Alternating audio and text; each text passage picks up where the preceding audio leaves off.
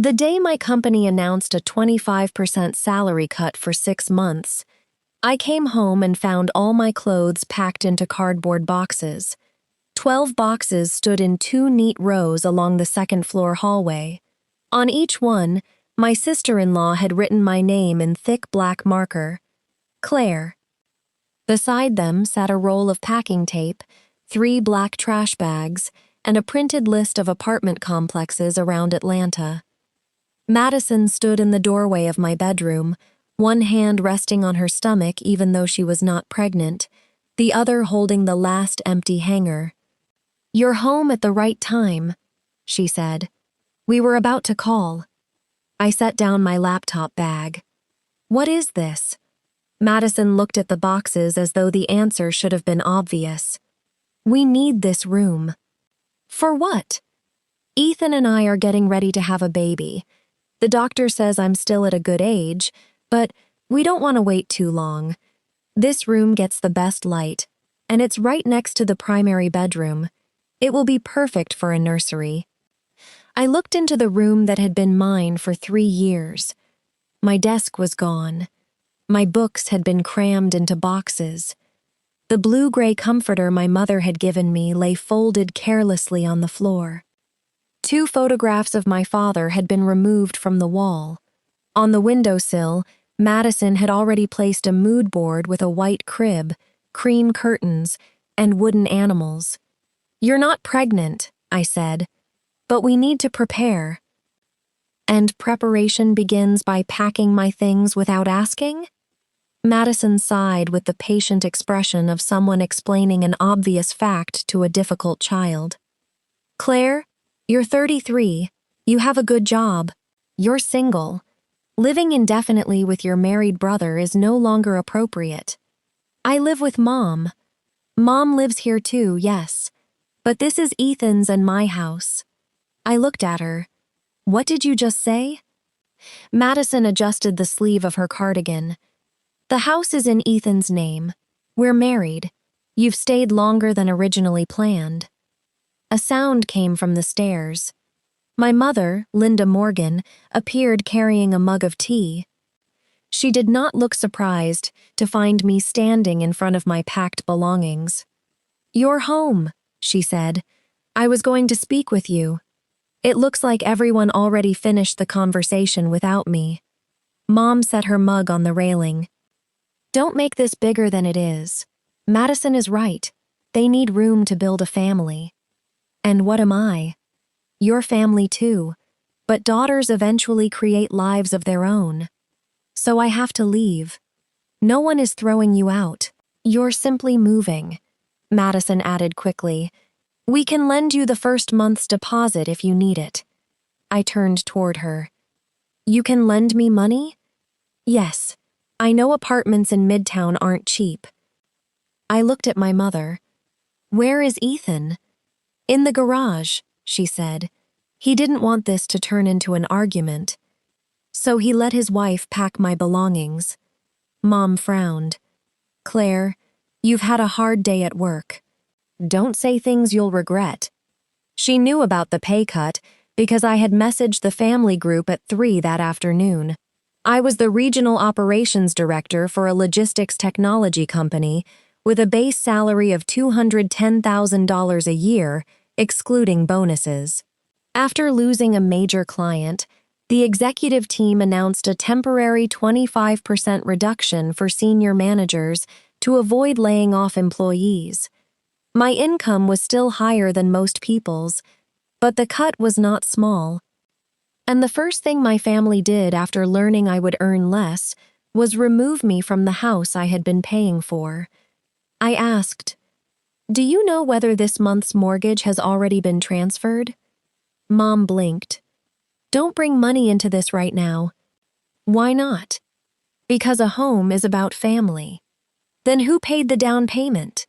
Madison crossed her arms. "Here we go again." I asked Mom. Mom looked toward the stairs. "You volunteered to help. I sold my condo to provide $180,000 for the down payment. And Ethan took the mortgage because you were preparing to move to Singapore. I didn't move, The project was canceled before closing. But the documents had already been signed, and the family promised this would be a shared home for you, Ethan and me. Madison gave a quiet laugh. A family promise does not mean an unmarried woman gets to live forever in a married couple's house. I turned to her. Is the $4,200 monthly mortgage payment also yours and Ethan's? She said nothing. I had paid that amount for 36 months. Not directly to the lender. The loan was in Ethan's name because his credit score was strong and his employment was stable when we bought the house. Every month, before the first, I transferred $4,200 into Ethan's mortgage account. He paid property taxes and insurance through escrow from that account. I also paid half the utilities, the entire roof repair the previous year, $26,000 to finish the basement, which Ethan used as an entertainment room and office, $14,000 to replace the HVAC system. Mom lived on the first floor and paid nothing. Ethan and Madison occupied the upper level and contributed about $1,200 a month toward groceries, internet, and miscellaneous expenses. On paper, the house belonged to Ethan.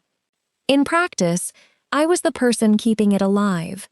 3 years earlier, to protect myself, I had insisted that everyone sign a family agreement drafted by an attorney. It stated that my $180,000 contribution was not a gift. It was a contribution toward acquisition, entitling me to reimbursement based on equity if the property was sold, while also guaranteeing residency rights for me and Mom as long as I continued making the agreed payments. Ethan had signed. Mom signed as a witness. Madison had not yet married him. She knew the document existed, but perhaps all three of them assumed I would never use it. I asked, "When does Ethan want me gone?" Madison said, "By the end of the month." Today is the 14th. We thought 2 weeks was enough time for you to find an apartment, Mom added. I told them they could give you a few extra days. It isn't your house to give. The words hurt her. I saw it immediately. Part of me wanted to apologize, as I always had. Then I looked at the boxes. Mom had stood there while they packed. She had not called me, had not told them to stop, had not reminded them that I was paying the mortgage. She had simply waited for me to return so she could explain why I should accept it. Ethan finally appeared at the top of the stairs.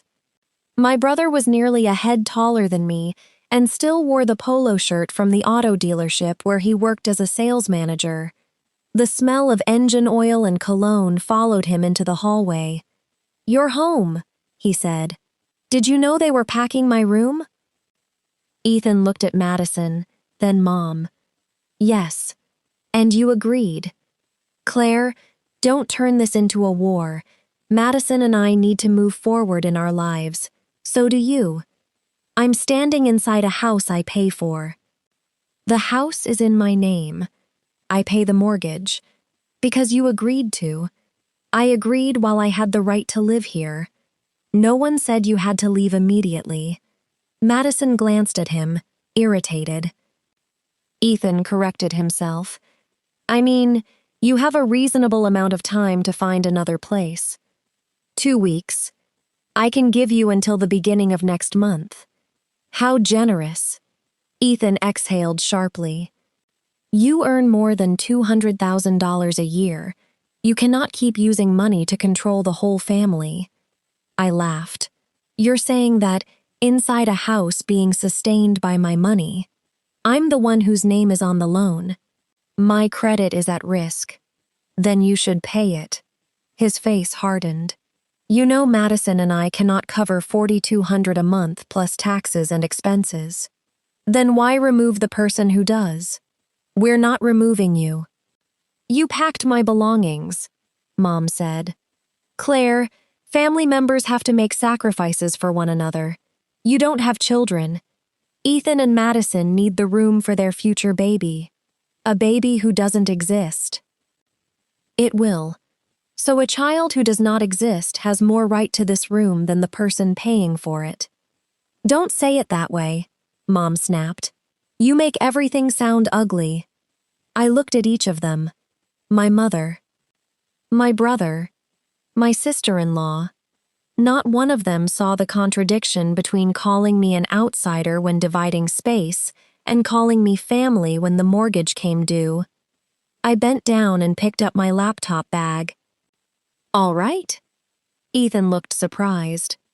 What does all right mean? I'll leave. Madison's shoulders relaxed. Mom spoke immediately. See? We can resolve things calmly. I looked at her. But I will not pay another dollar toward this house. The hallway fell silent. Ethan reacted first. What did you say? Starting next month, you pay the mortgage yourself. You can't. I'm not on the loan. There is an agreement. Yes, the agreement gives me residency rights while I make payments. You are terminating those rights. My obligation to contribute in the future ends with them. Madison stepped forward. You're retaliating. I'm stopping payment on a place where I'm not permitted to live. Mom grabbed my arm. Claire, don't say this while you're angry. I'm completely calm. You know what will happen to the house without your money. I do. Ethan pointed at me. If you abandon the mortgage, I'll sue you. I'll send your attorney the agreement. You want Mom to lose her home? I looked at my mother. She had chosen to stand beside them while they removed me. I did not want her to lose her home, but I could not continue purchasing the right to be called family for $4,200 a month. I want the person whose name is on the house to take responsibility for it. I pulled an empty suitcase from the hall closet. Madison asked, You're leaving tonight? Yes. We haven't prepared another room for your mother if you take everything. My belongings have nothing to do with Mom's room. Ethan blocked the stairs. No one leaves until we settle this. I took out my phone. Would you like me to call the police and ask whether I have the right to leave the house? He looked at the screen, then stepped aside. I packed the essentials in 2 hours. Nobody helped.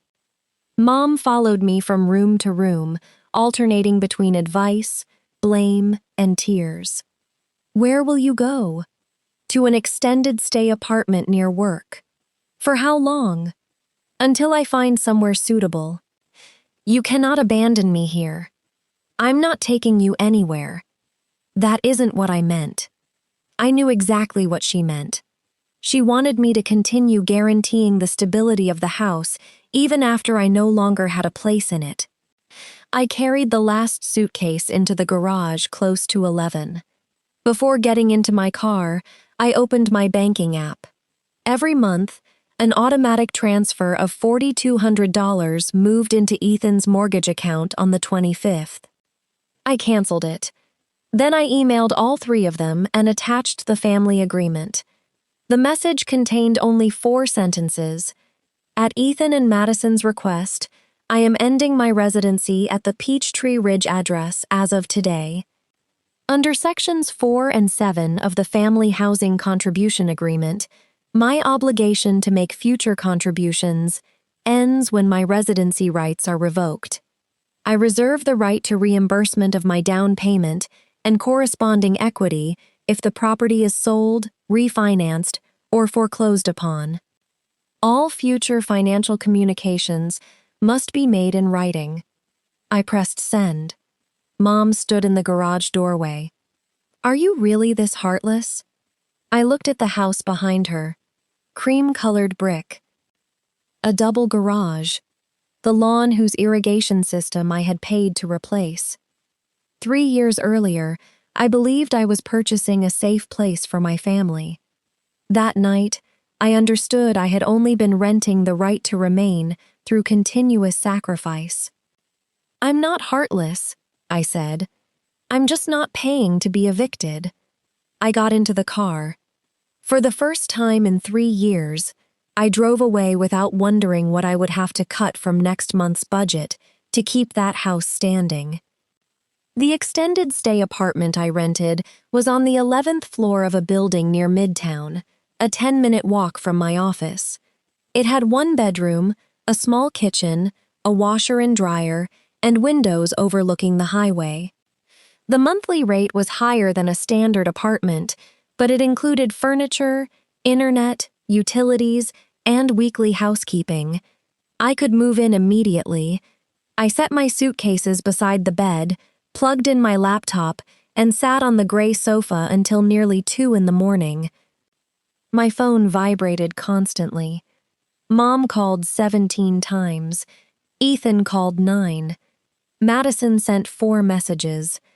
The first said, "Claire, there is no need to make this dramatic. We can discuss a different move-out date." The second, "The mortgage is a family obligation. You cannot use it as a threat." The third, "Mom is crying." The final message said, "If anything happens to Mom because of the stress, you will be responsible." I did not answer. I opened my personal budget file. For 3 years, after taxes and deductions, my average take-home pay had been about $11,800 a month, not including bonuses. Mortgage, $4,200. Utilities, maintenance, and household expenses, an average of $1,350. Mom's car insurance, $190. Mom's medication and routine medical care, about $420. The finished basement and major repairs had been paid from bonuses. I still maxed out my retirement contributions, had employer insurance, and maintained a $90,000 emergency fund because my job had once required international relocation. I was not poor, but most of my monthly cash had flowed into a house that did not carry my name. After the salary reduction, my take-home income would fall to about $9,000. If I continued paying everything, I would have to use savings to maintain my life. My family probably assumed I would, because I always had. My father died 4 years earlier from pancreatic cancer. During the final 11 months of his life, I flew between Atlanta and Dallas every week to keep my project running, while also paying part of his medical expenses and sitting beside him through chemotherapy. At the time, Ethan was unemployed after his former dealership closed. Mom had never managed money. Before he died, Dad held my hand and said, "Help your mother and Ethan for a while. Do not let this family fall apart."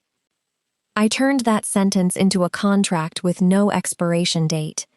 When Mom's old house was sold because the neighborhood had declined and repairs were becoming too expensive, I was the one who proposed buying a new home large enough for all 3 of us. I sold my condo. Ethan qualified for better financing because I had just accepted a Singapore assignment, and the lender disliked the possibility that my future income might be paid through an overseas entity. We planned to add my name to the title once the assignment ended. But the Singapore project was canceled. Ethan said changing title would cost money and could affect the interest rate. Mom said family did not need to rush. I listened. Then Ethan married Madison. Madison moved in. Gradually, my room became the temporary guest room. The kitchen cabinets I selected became Madison's kitchen. The garage I paid to repair became Ethan's parking space. I still had a key, still had a bed, still got called downstairs for Thanksgiving dinner. I thought that meant I belonged. At 2:30 in the morning, I emailed Natalie Price, the attorney who had drafted the family agreement. I attached photographs of the boxes, the email I had sent, and screenshots of the messages. Natalie replied at 6. "Do not sign any new documents. Do not transfer more money. Do not argue by phone. Preserve every record. Meet me at 10. I slept for almost 3 hours. The next morning, I put on a suit, applied my makeup carefully, and walked to the office. It was the first day after the salary cut announcement. Nobody at work knew about my family. My company, Meridian Route Systems, provided warehouse and delivery coordination software to retail chains. Our largest client had canceled its renewal after a merger. Losing that contract created a revenue gap large enough for leadership to reduce management salaries, freeze hiring, and postpone quarterly bonuses. I oversaw operations across the Southeast. That morning, the CEO formed a recovery team. He asked me to design a plan that reduced implementation costs without laying off support staff. I took notes, asked questions, assigned responsibilities. Nobody knew that the keys in my bag belonged to a house I was no longer allowed to live in.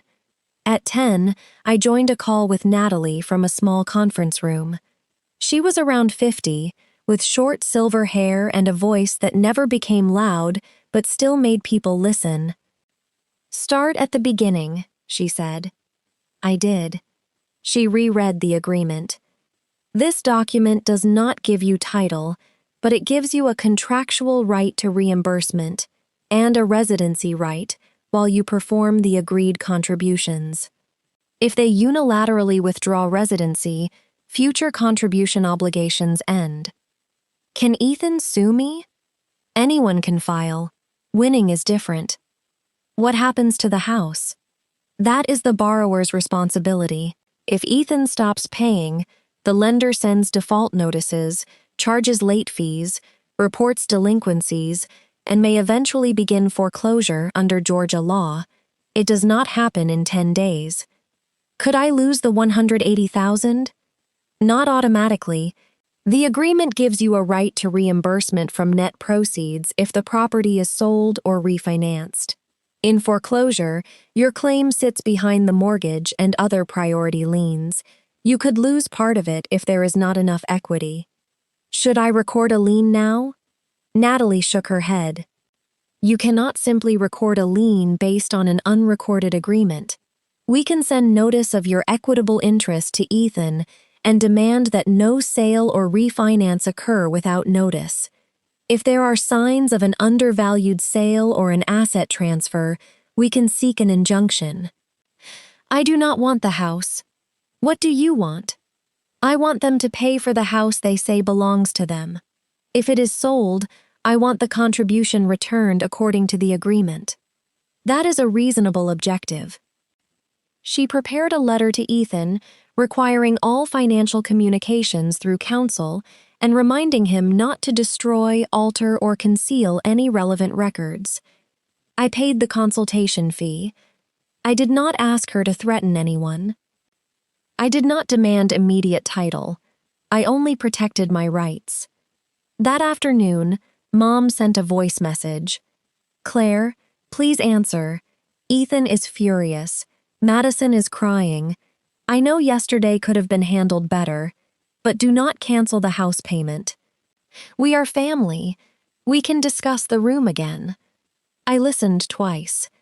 There was no apology for packing my belongings, no acknowledgement that I had a right to live there. Only do not cancel the house payment. I did not respond. On the third day, Ethan sent an email. Subject: Final warning. Claire, stopping your mortgage contribution violates your family obligation and may seriously damage my credit. You committed to supporting the house long term. If you do not resume transfers, I will sue for damages and notify your employer about your financially irresponsible conduct. You have until tomorrow to confirm that the automatic payment has been restored. Ethan. I forwarded it to Natalie. She answered Ethan within an hour, attached the agreement, and demanded that he stop contacting my workplace. He did not reply. On the 5th day, Madison posted on Facebook. She did not name me, but everyone knew. Some people make a lot of money and forget what their family sacrificed for them. When asked to give up one bedroom for a future child, They are willing to make their elderly mother and their own brother lose their home. Money cannot buy a heart, relatives commented beneath it. Poor Linda. A successful daughter can still be so cold.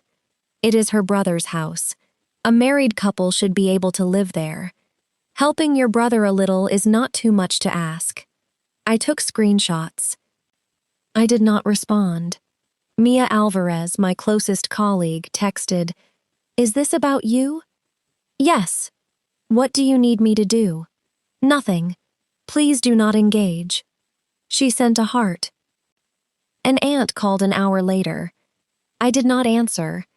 An uncle messaged that I should remember blood ties. I saved everything. On the 10th day, Mom called from an unfamiliar number. I thought it was a client and answered. Her voice came through immediately.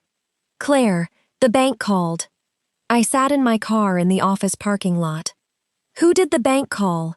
"Ethan. The mortgage account did not have enough money." "Then he needs to deposit it. You know he doesn't have it. He and Madison both earn income. Not enough. That is something they should have calculated before evicting the person making the payment." Mom began crying. "You want to watch me become homeless? I did not remove you from the house. But you know the consequences. I also know what it felt like to see my belongings packed. It was only a room. Then $4,200 is only money. You cannot compare them. Why not? Because you can afford it." That answer clarified everything. In Mom's mind, my ability did not create choice. It created obligation. "I sent the attorney's information," I said. "All mortgage discussions go through her." "Claire, I am your mother. I will not speak to you through a lawyer. Then we can discuss health, weather, or Thanksgiving.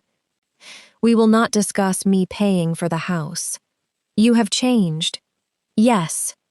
I ended the call. That afternoon, Ethan transferred $4,200 into the mortgage account using a credit card cash advance. I did not learn it from a bank employee. I learned because 2 days later, Ethan sent me a payment receipt with a message, "I handled this month myself, but the fees and interest you caused will be added to what you owe me." I did not answer. Natalie responded instead, "My client has no obligation on a loan held in your name. Stop sending direct financial demands." The first month ended. I found a 2-bedroom apartment in Buckhead with a 12-month lease. Rent was $3,100, with parking, a gym, and security. More than I had ever paid solely for my own housing. Less than what I had been paying toward Ethan's house. I signed the lease. A professional moving company collected the rest of my belongings. Natalie required Ethan to allow access on a scheduled date. Maya and another friend came with me.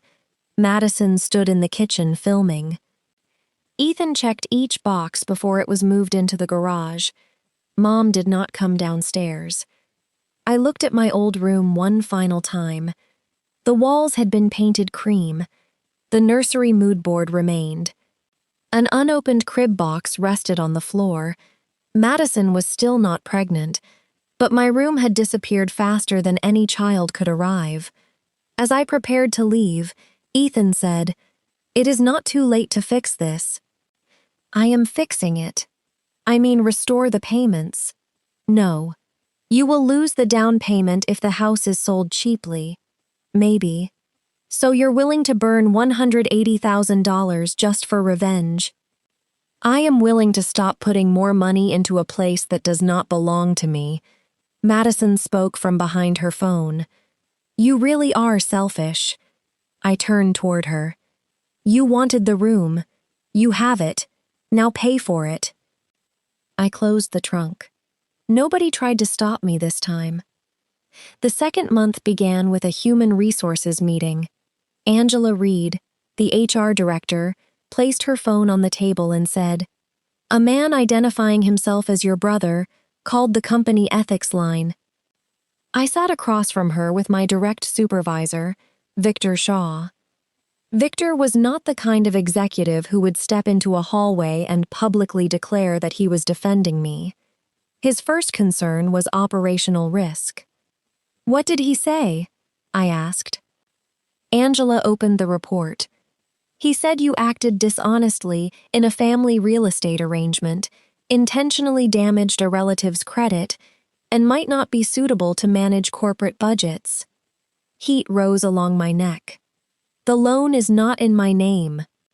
"We have not reached any conclusion," Angela said, "but because you approve budgets worth millions of dollars, the company has to document the allegation." Victor looked at me. "Is there any criminal investigation or active lawsuit?" "No. My attorney sent an explanatory letter." "I need a copy." "I'll send it immediately," Angela continued. "We also received an email from your mother. She says the family is facing a housing crisis because you stopped providing support." I closed my eyes for 1 second. My mother does not understand the boundary between private life and work. "Do you believe they may come to the office?" "Possibly." Victor leaned back. "Claire, I do not care who is right inside your family. I care whether this will disrupt the recovery team." "It will not." "Are you certain?" "I will provide documents, a list of people who might appear, and a request that security prevent them from reaching our floor. If necessary, I can work from controlled meeting rooms on sensitive days." Angela nodded. "We'll create a safety plan, but you must report any threat immediately." I sent them the family agreement, proof that the mortgage was not in my name, Natalie's letter, photographs of the packed boxes, the messages threatening to contact my employer. After legal reviewed the file, the company did not open an ethics investigation. But Angela added the matter to the security record. That was not a victory. I still had to live with my supervisors knowing that my family was accusing me of being unethical.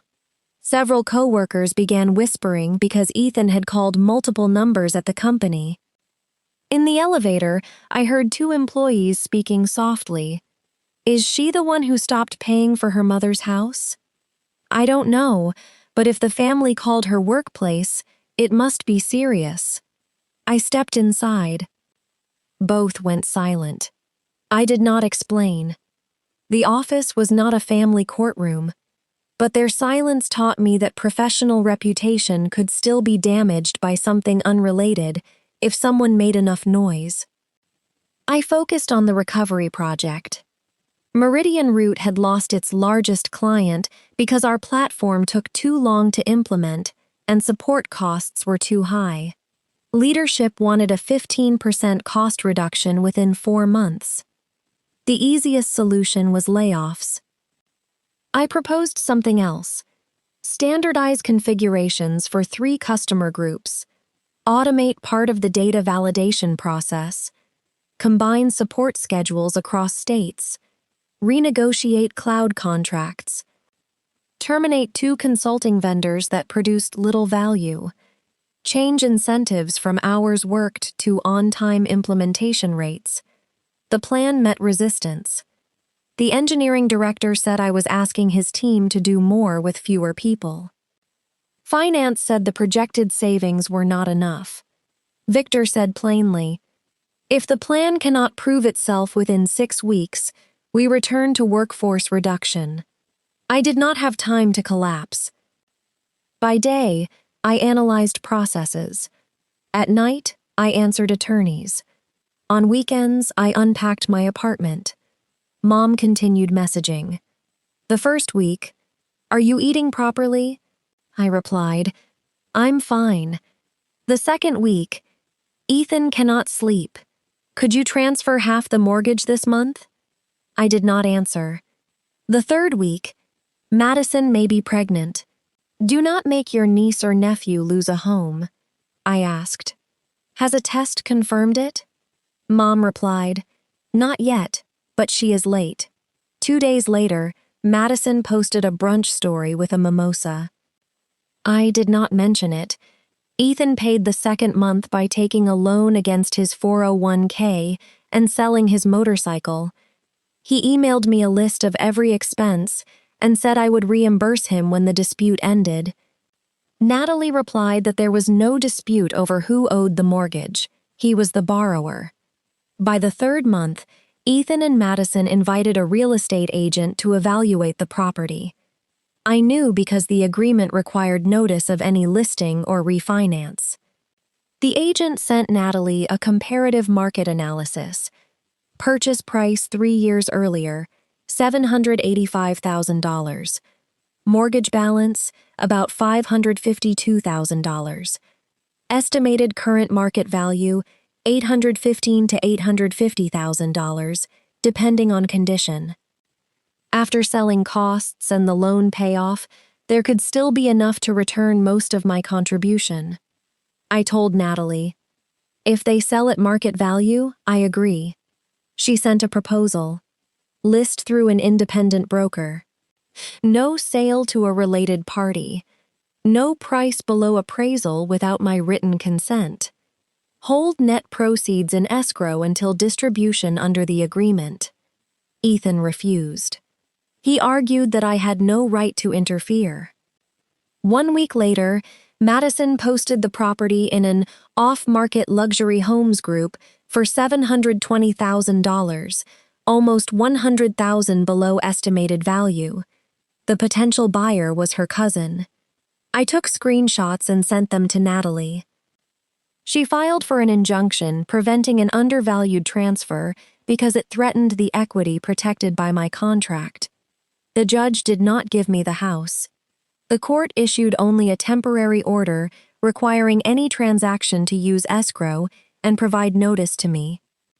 Ethan called from an unfamiliar number. You really took your own brother to court?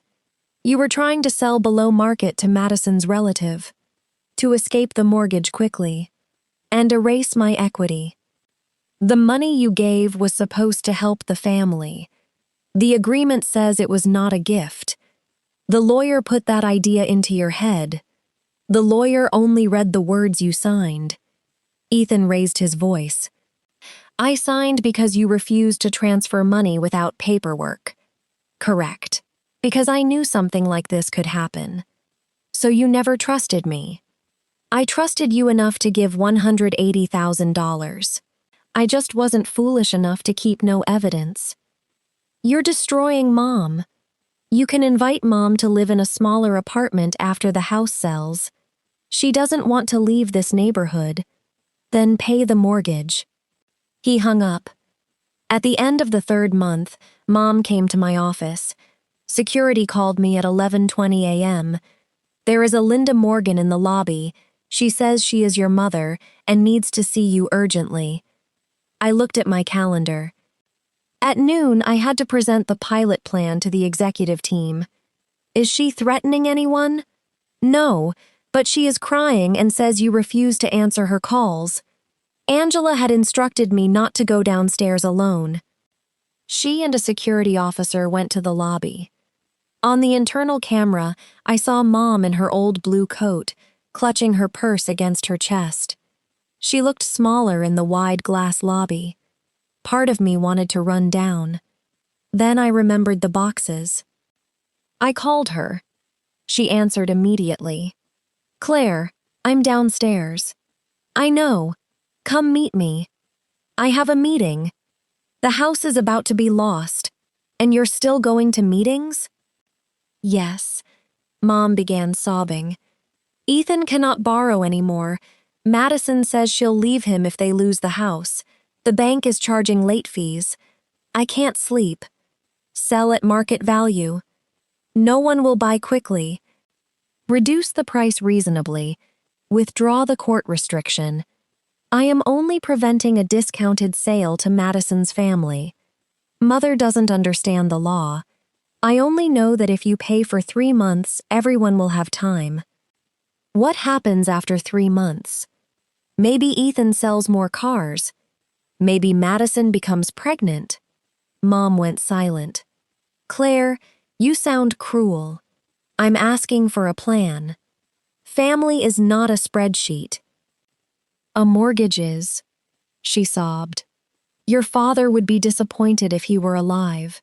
The sentence struck exactly where she knew I was vulnerable. I watched her on the security camera. Maybe.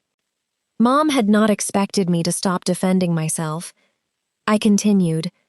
But Dad also did not ask you to remove me from a house built with my money.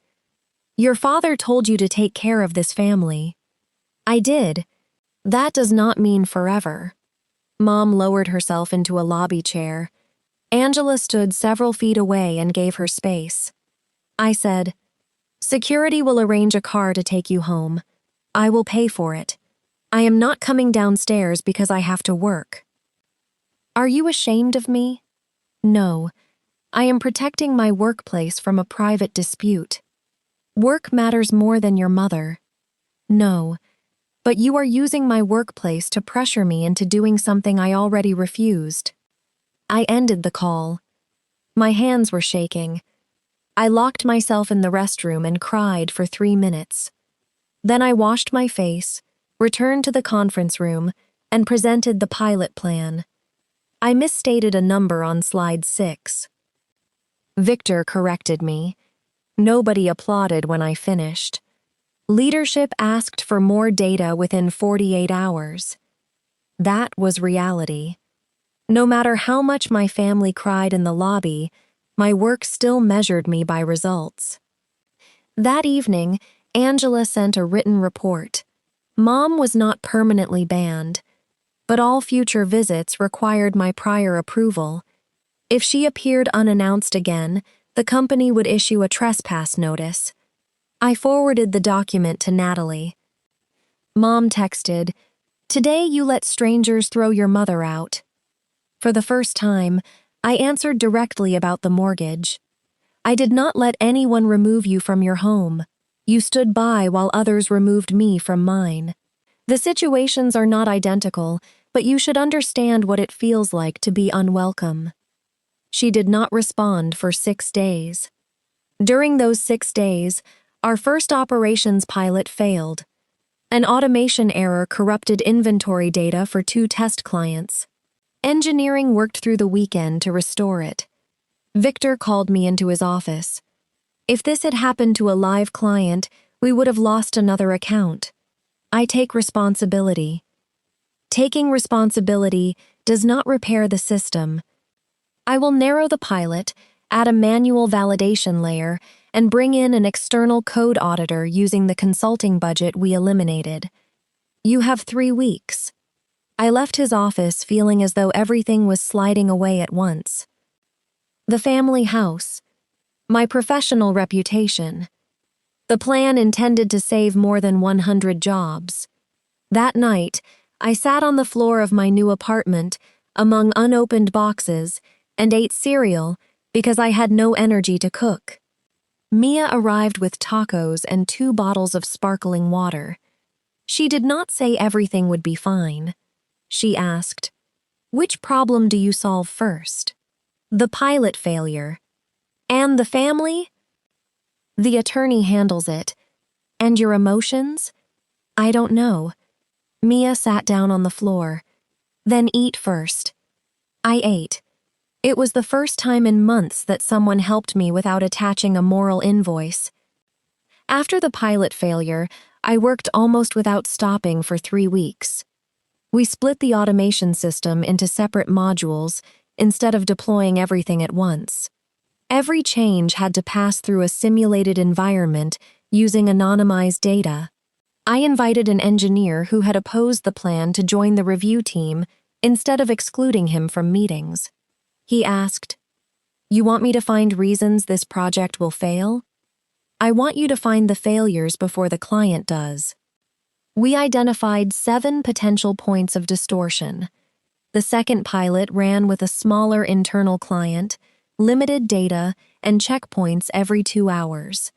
It was not perfect, but it did not damage inventory records. Meanwhile, Ethan and Madison listed the house through an independent broker at $849,000, a price Natalie could accept. During the first 2 weeks, 11 prospective buyers toured it. There were no offers. Mortgage rates had risen since the purchase. Buyers liked the house but worried about carrying costs and the basement, which had been finished without complete permits. I did not know about the permit issue until a buyer's inspector discovered it. Ethan called me. "You paid for the basement. You need to fix the permit. I paid the contractor you recommended. But the invoice is in your name. The contract says the homeowner is responsible for permits. Do you have the contract?" "Of course." I sent it through counsel. Ethan did not thank me. He only said the contractor had disappeared.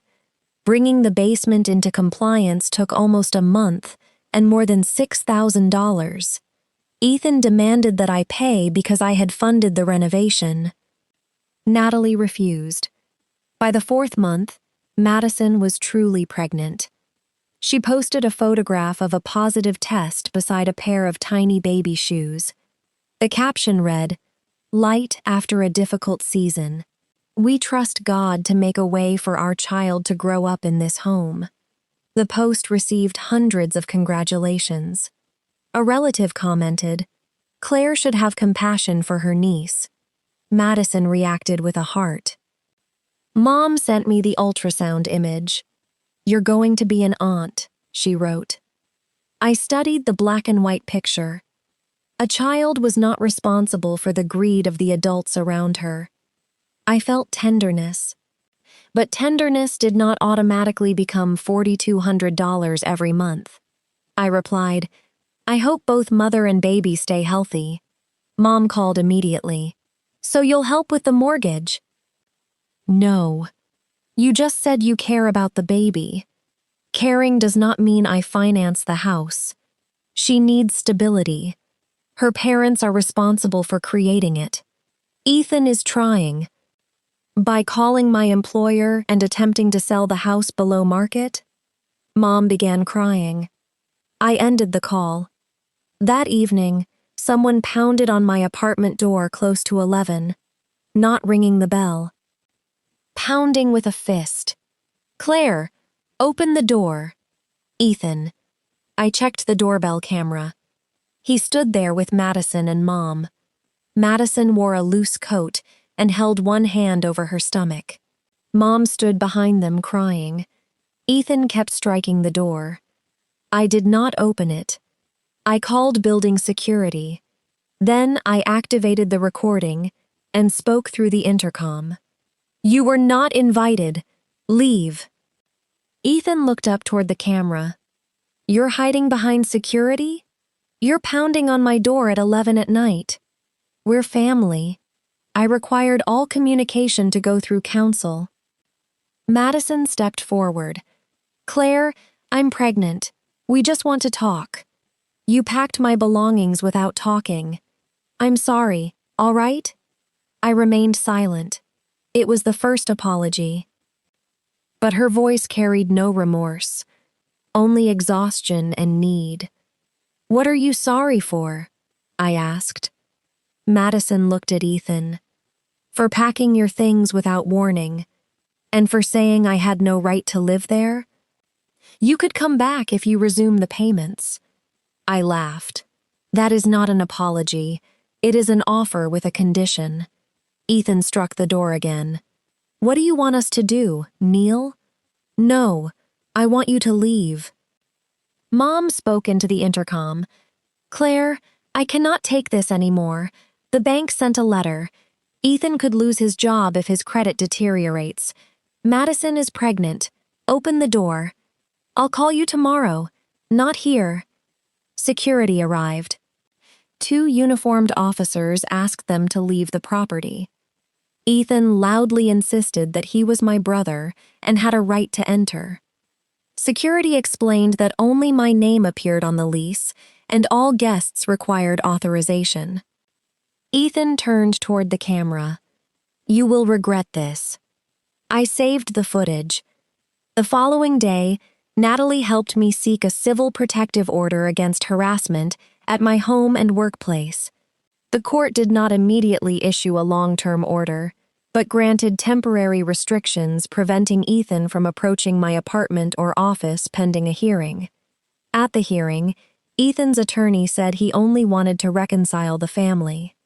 Natalie presented the email threatening my employer, the call history, the doorbell video, the words "you will regret this." The judge did not prohibit all communication between us. He ordered that contact occur only through counsel and barred Ethan from my residence and workplace for 6 months. Mom said I had turned my brother into a criminal.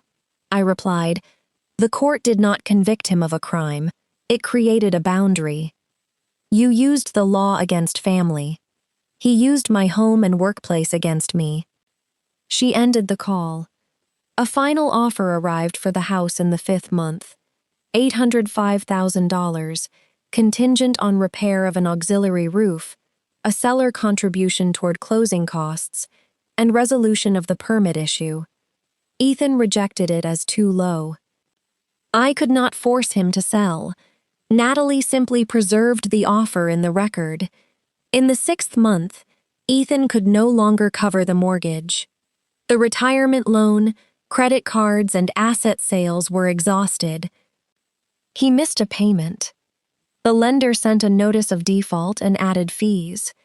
Police did not arrive to remove them. Foreclosure did not begin overnight, but his credit report was affected. Ethan lost access to special dealership financing because management roles required periodic credit review. He was demoted to sales supervisor, and his income fell. Madison left work early because of pregnancy-related hypertension. Mom began selling furniture on Marketplace.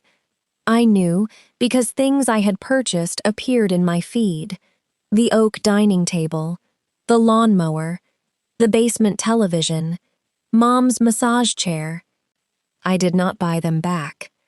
I did not feel satisfied. Some nights, I looked at photographs of the house and felt as though I were pushing them down a slope. Then I reread the original email. The house is in Ethan's name. You have stayed longer than planned. The guilt remained, but it no longer controlled my bank transfers. At work, the recovery project began producing results. Cloud costs fell 11% after we removed unused environments and renegotiated usage commitments. Implementation time dropped from 14 weeks to 11 across the pilot group. No support employees were laid off. But the CEO had not restored management salaries. Victor said, "We need a new client or a major renewal." I worked with sales on a proposal for a southern retail chain with more than 300 stores. They had previously rejected Meridian because implementation was too complicated. I did not promise perfection. I showed them the pilot, the first failure, the correction, and the post-adjustment data.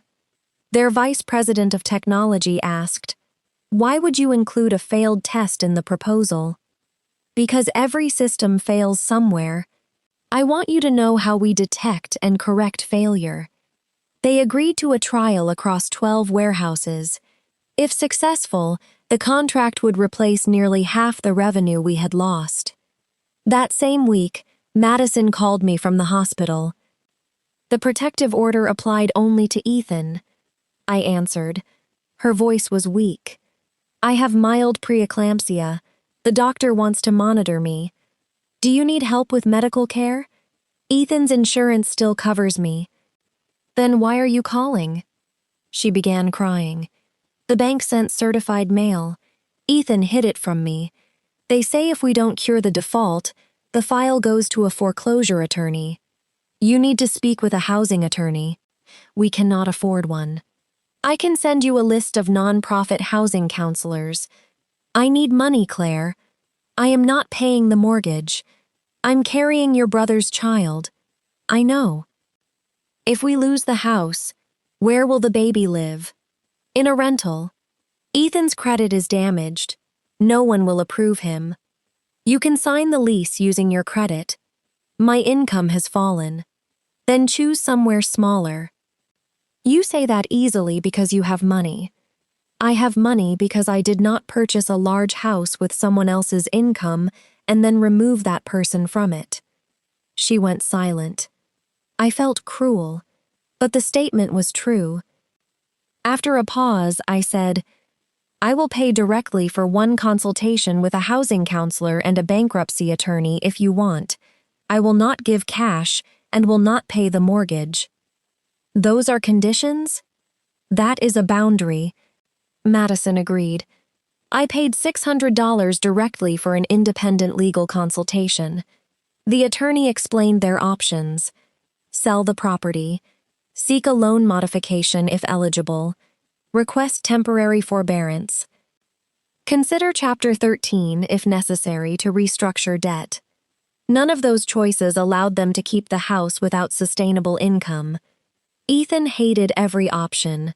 He said selling meant I won. Renting was humiliating. Bankruptcy would destroy his reputation. So he delayed.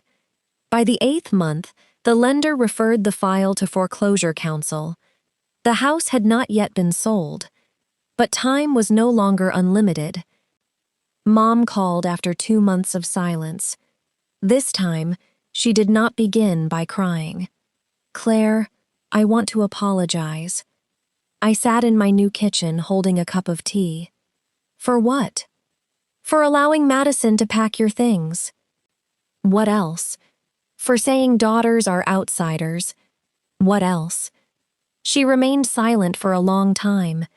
For believing your money was something the family had a right to use. I closed my eyes. Those were the words I had been waiting for. Then she added, If you help one last time, I will make Ethan sell the house. I opened my eyes. The apology had become a key to my bank account in less than a minute. You are still asking for money. No, I am asking for time. Time purchased with my money. Only 3 months. I will not pay. Then you do not accept my apology? I can believe you regret what happened and still refuse to pay. What kind of family talks like a contract? A family that signed a contract and still tried to erase my rights. She sighed. I do not know where you learned to be this cold. Maybe from being removed from a house I paid for. I ended the call. Then I cried. Not because I wanted to return, because I understood that Mom could love me and still be willing to sacrifice me for her son. Both things could be true. That was what made it hurt. In the 9th month, the Southern retail chain signed the pilot contract. 12 warehouses. 4 months. No commitment to expand unless the metrics were met. I spent the first 2 weeks in Birmingham and Nashville, sleeping in hotels near the distribution centers and monitoring every batch of data entering the system. A synchronization error sent 3 trucks to the wrong receiving doors. No inventory was lost, but one driver waited for 2 hours. The client recorded the incident in the report. I did not blame engineering. I corrected the checkpoint schedule and added location-based alerts. In the 2nd month, truck wait time fell 18%. In the 3rd, warehouse overtime costs fell 9%. At the end of the 4th month, the client expanded the contract to 68 warehouses. Meridian Route did not recover all the revenue it had lost, but it recovered enough to end the salary reduction and avoid a second round of layoffs. The CEO announced during an all-company meeting, management salaries will return to their previous levels, beginning with the next pay period. The recovery team received a modest bonus, not an enormous windfall. Victor called me into his office. You kept the operations group from losing people.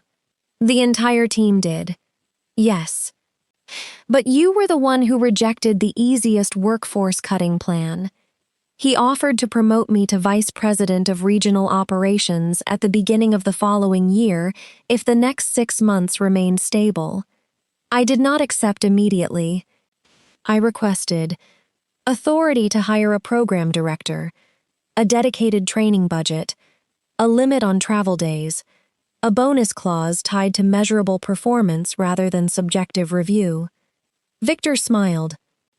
You negotiate harder than you used to. I've been practicing. He agreed to most of it. I did not announce the promotion online. I told Mia, Natalie, and several members of the team. I also told Mom. She replied, I'm happy for you. She did not ask for money. It was the first exchange in months that did not circle back to the house. The situation at Peachtree Ridge moved in the opposite direction. Ethan finally applied for a loan modification. The lender required proof of current income, a debt schedule, and evidence that he could sustain a revised payment.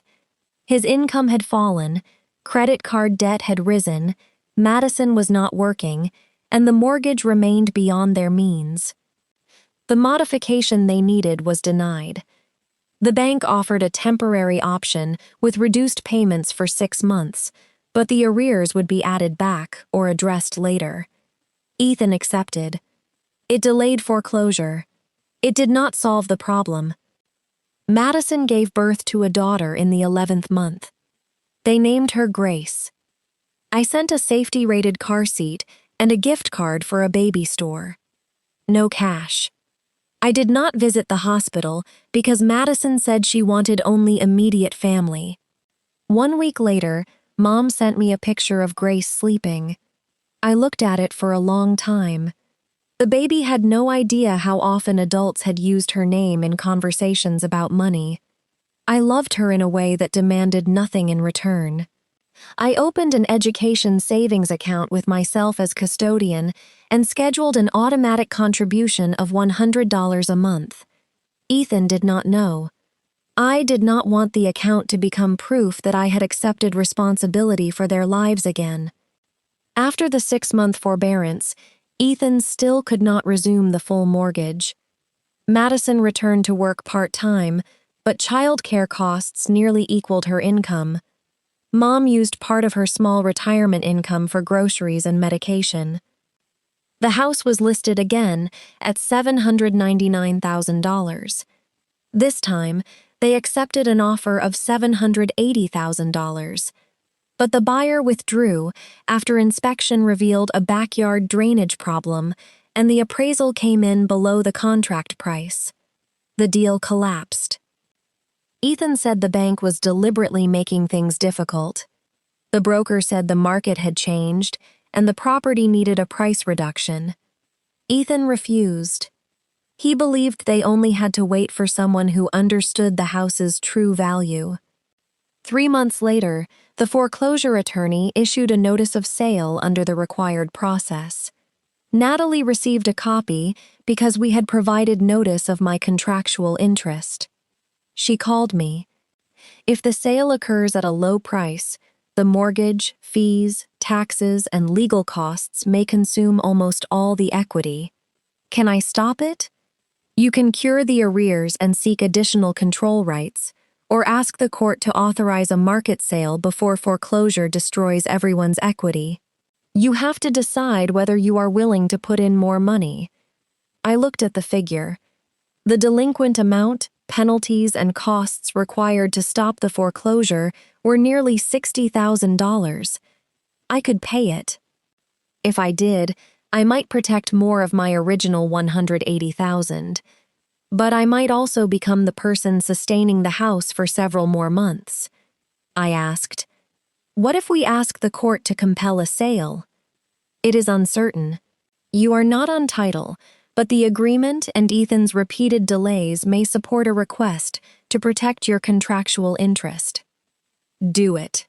Natalie filed a petition asking the court to appoint a broker and authorize a reasonable sale process to prevent foreclosure from erasing the property's equity. Ethan opposed it. At the hearing, he said I was trying to steal the family home immediately after Grace's birth. His attorney submitted photographs of the baby. Natalie did not answer emotionally. She presented the 2 failed listings, the offer Ethan rejected, the unsustainable loan modification, the notice of sale, the reimbursement agreement. The judge did not say who was good or bad. He asked only, "Does the borrower have a realistic plan to cure the default within 30 days?" Ethan said he would increase sales at the dealership. "Is there a contract or committed source of funds?" Number. The court approved a supervised sale process within a limited period and required the lender to postpone foreclosure if the listing and escrow conditions were followed. The price was reduced to $749,000. 6 weeks later, a family offered $735,000. Ethan wanted to reject it. The judge approved the sale because the new appraisal was $742,000 and foreclosure could produce less. The transaction closed 14 months after the day I left. There was no dramatic scene of police throwing belongings onto the sidewalk. No bank arrived at night to change the locks. Ethan, Madison, Grace, and Mom moved into a rented townhouse in suburban Marietta before closing. It was smaller. There was no basement. Grace still had a nursery. Mom had her own room. After paying the mortgage, taxes, selling costs, legal fees, and liens, the net proceeds were $128,000. Not enough to reimburse my entire contribution. Under the agreement and the court order, I received $112,000. Ethan received the remainder after several recognized expenses were resolved. I lost nearly $68,000 of my original down payment, excluding unreimbursed repairs. When the wire reached my account, I did not feel victorious. I opened a spreadsheet and calculated everything I had put into the house over 3 years. More than $370,000 when the mortgage, down payment, and renovations were included. I recovered less than 1/3. That was the price of trying to purchase security through family loyalty with incomplete documentation. Natalie said, "You could pursue additional claims for unjust enrichment and some of the improvements. What is the realistic recovery?" "Ethan has almost no assets. Litigation costs may exceed what you collect." Then I stop. That was not forgiveness. It was refusing to make the past a full-time job. The protective order expired after 6 months without further violations. Ethan did not call. Madison sent an email. "We have moved. Grace is healthy. I do not expect you to forgive me, but I am sorry for packing your belongings and treating your payments as something we were entitled to." I became so focused on preparing a room for a child who had not yet arrived that I forgot the real person already living there. I read the message several times. This apology was not followed by a request for money. I replied, "I acknowledge your apology. I hope you and Ethan build a life based on what you can realistically afford. I am not ready for a close relationship, but I am willing to receive updates about Grace." Madison answered, "I understand." Mom moved with them but called me every Sunday. At first, the calls lasted 5 minutes. She told me what Grace had eaten, the weather, church. She did not mention the old house. 1 month later, she said, "I should not have let the house remain only in Ethan's name when the money came from you." I stayed quiet. I thought daughters did not need property because they would eventually marry, she continued. I repeated the same thing I once hated your grandmother for. "Thank you for saying that. Do you forgive me?" "I'm trying. Will you come for Thanksgiving?" "Not yet." She was disappointed. But she did not cry to pressure me. "All right," she said. Boundaries began to change when people understood that no was not the opening position in a negotiation. I signed a contract to buy a new condo nearly 2 years later. It was not a penthouse. It was a 2-bedroom unit in Midtown, close enough to walk to work, with a small balcony and a private office. The price was $512,000. I put down 20%. The mortgage fit within a level I could carry alone, even if my salary was reduced again. Only my name appeared on title. Before closing, I read every page. I did not sign because someone said family did not need calculations. I did not let someone else hold title because of a supposedly better interest rate. I did not empty my savings to purchase more space and status than I needed. On the day I received the keys, Mia brought pizza. Victor sent a potted plant. Natalie sent an email. Congratulations. Keep the closing file. I printed the sentence and placed it in the drawer containing the property records. I made the second bedroom an office. Not a nursery, not an automatic guest room, not a waiting space for some future role that would prove the room had value. It was simply a place where I worked, read, and closed the door when I wanted quiet. While the house dispute was unfolding, I began an anonymous newsletter about financial boundaries within families. The first article was titled, "The person who pays is not automatically the owner." I wrote about title, mortgages, contribution agreements, gift letters, co-borrowers, guarantors, escrow. I did not use my family's names. I did not provide personal legal advice. I always reminded readers to consult an attorney where they lived. At first, 40 people subscribed, most of them co-workers. After 1 year, the list grew to more than 12,000. Not millions. No enormous advertising contracts. A credit union invited me to speak during a webinar about preparing to purchase property with relatives. I refused to promote inappropriate loan products and accepted only a fixed speaker fee. A women's operations association invited me to a regional conference. The main subject was not family. It was risk management. I stood in front of about 300 people and said, "The greatest risks are often not the things we do not know.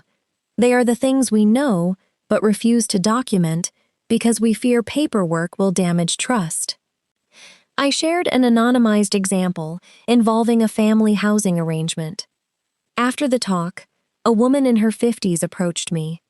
She said she was paying the mortgage on a house titled, in her son's name, because she expected the whole family to live there later. "Do you have anything in writing?" I asked. "No." "Then your first step is not to stop paying. Your first step is to meet with an attorney and understand what rights you actually have." She held my hand. "I'm afraid my son will think I don't trust him." Documents are not accusations. They are how everyone understands what happens if circumstances change. When I returned to Atlanta, I visited Mom for the first time in almost 2 years. The rented townhouse was small but clean. Grace was crawling across the carpet. Madison opened the door. Ethan was not home. He was working a weekend shift at another dealership. I brought books for Grace and a cake for Mom. No envelope. No bill payment. Mom hugged me. I let her. Madison made coffee. We spoke for almost an hour. Nobody suggested that I should contribute money. Before I left, Grace grabbed my hand and smiled. I looked at the child who had once been used as the reason to take my room. I felt no anger toward her, only relief that she was growing up in a home her parents had to support according to their actual means. Ethan called that evening. It was the first time since the protective order. "Thank you for visiting Grace," he said. "She's wonderful." "I'm sorry." I waited. "I thought that because the house was in my name, everything you contributed became mine. I also thought that because you earned more, losing some of it would not matter. I know. I don't know how to fix it. You cannot fix all of it." So are we really finished? We can be siblings with distance. We cannot return to what we were. Are you still angry? Some days, But I no longer build my life around the anger. Ethan exhaled. I understand. I did not know how much he truly understood. But he did not ask for money. That was a better beginning than any promise. 1 year later, I formally became vice president. Meridian Root recovered most of its lost revenue, not because of me alone. Engineering repaired the system. Sales found clients. Support retained users. Finance renegotiated vendors. During the announcement, I asked Victor to recognize every key member of the team. I had spent too long in a family where one person paid while someone else held the name to misunderstand the importance of correct credit. That evening, I returned to the condo. I placed my keys on the table. The apartment was quiet. There were no boxes in the hallway. No one had met in advance to decide whether I was still allowed to live there. The mortgage was automatically deducted from my account. The title was secured in my safe. If I chose to sell one day, the decision would be mine. I entered the office and opened the draft of the week's newsletter. The title was, "Affection is what you choose to give." Obligation must be clearly defined. I began writing. My family once said the house was not mine because my name did not appear on the documents. When the payment came due, they said the house was my responsibility because we were family. They could not have both. Nobody gets to call you an outsider when rights are divided, and then call you family when the bills are divided. I stopped and reread the final sentence. Beyond the balcony, Atlanta glowed at night. I once believed victory meant watching the old house get sold. It did not. The house disappearing was only the consequence of an unsustainable financial structure. The real victory was no longer needing a room in someone else's house to feel that I belonged. I had a place I chose, a mortgage I understood, a job that measured me by results, a family I could love without funding unconditionally, and a door nobody could close in my face after using my money to build it.